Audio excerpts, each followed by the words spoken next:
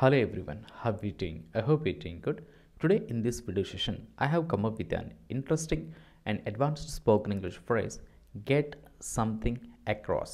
ఈ get something across అనే ఈ ఫ్రేజ్కి మీనింగ్ ఏంటంటే ఏదైనా ఒక విషయాన్ని స్పష్టంగా లేదా అర్థమయ్యేలా చెప్పడం అంటే క్లియర్గా కన్వే చేయడం ఏదైనా ఒక మ్యాటర్ని right. Let us take one example. తన పాయింట్ అర్థమయ్యేలా చెప్పడానికి అతను సింపుల్ ఎగ్జాంపుల్స్ని ఉపయోగించాడు. తన పాయింట్ అర్థమయ్యేలా చెప్పడానికి అతను సింపుల్ ఎగ్జాంపుల్స్ని యూజ్ చేశాడు అంటే ఉపయోగించాడు. దీన్ని ఇంగ్లీష్లో he used simple examples to get he's point across. He used simple examples to get he's point across. Friends, if you notice in this English statement translation ఇక్కడ గెట్ సంథింగ్ అండ్ అక్రాస్ అంటున్నాం. Get he's point across. ఈ he's point అనేది ఏమవుతుందంటే something అవుతుంది and get across మనం at a time అయితే దీన్ని use చేయలేం. తన పాయింట్ అర్థమయ్యేలా చెప్పడానికి అతను సింపుల్ ఎగ్జాంపుల్స్ని ఉపయోగించాడు. He used simple examples to get he's point across. And second example, lesson విద్యార్థులకు అర్థమయ్యేలా చెప్పడానికి టీచర్ ప్రయత్నించారు.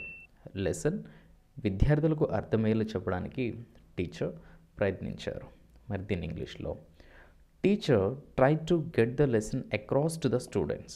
Teacher try to get the lesson across to the students అంటే లెసన్ విద్యార్థులకు అర్థమయ్యేలా చెప్పడానికి టీచర్ ప్రయత్నించారు. అండ్ థర్డ్ ఎగ్జాంపుల్, అతని ఐడియాని మీటింగ్లో అర్థమయ్యేలా లేదా స్పష్టంగా చెప్పడానికి అతను ఇబ్బంది పడుతున్నాడు. అతని ఐడియాని మీటింగ్లో అర్థమయ్యేలా లేదా స్పష్టంగా చెప్పడానికి అతను ఇబ్బంది పడుతున్నాడు. మరి దీన్ని ఇంగ్లీష్లో he's struggling to get his idea across in the meeting.